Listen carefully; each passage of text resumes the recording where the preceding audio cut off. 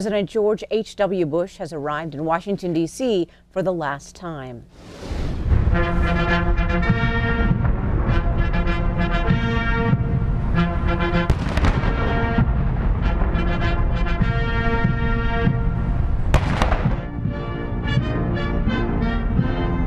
Today, the 41st President of the United States returned to D.C. on board the presidential plane that's been renamed Special Air Mission 41. Family and friends, along with a host of dignitaries, greeted his casket at the Capitol building, where he'll lie in state in the rotunda until his funeral Wednesday. Wednesday, December 5th of this week has been declared a national day of mourning in honor of the late president. During his political career, President Bush made 4 trips to Montana. Q2's Samantha Sullivan brings us a look back tonight. Thanks for this warm Montana welcome. It's outstanding. George H.W. Bush traveled to the Treasure State as vice president back in 1988. At the time, he came to Billings, endorsing Conrad Burns for Senate. We need him. We really need to get control of that Senate again. While in Billings, the vice president sat down for an exclusive interview with the team at Q2. Speaking of the vice president, we have some company.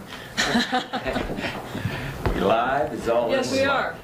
During that interview, he spoke about the impending changes coming to Washington. There is going to be wholesale change in a Bush administration, and that's not disrespectful of those who have served. It's just the process reinvigorates the system. The next year, now as president, Bush came to help Montana celebrate its centennial. Let me say to everyone gathered here and to all the people of Montana that it is a great pleasure for me to be back in this great state. Happy birthday, 100. During his speech at the Capitol, the Republican president lauded the state for leading the way when it came to conservation, even planting a tree on the Capitol grounds. This great state was once the scene of an epic battle, man against nature. Too often, the only question that matters was what man could take from the earth, not how we left it or how we put it back. Well, no more.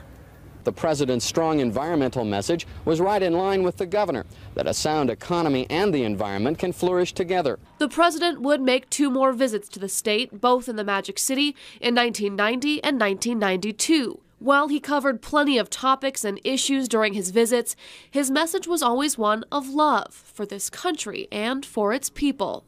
And as I look out over this magnificent audience, an ocean of red, white, and blue, I see America at her best.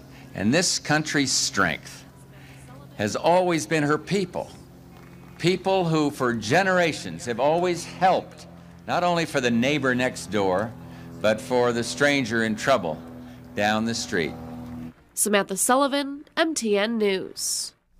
Thanks, now, of course, the president would lose his bid for re-election in '92. Montana went for Bill Clinton, but it was an interesting election, to say the very least. Clinton wound up with 37% of the votes in Montana. Bush took home 35%, and the independent, Ross Perot, won 26% of the vote.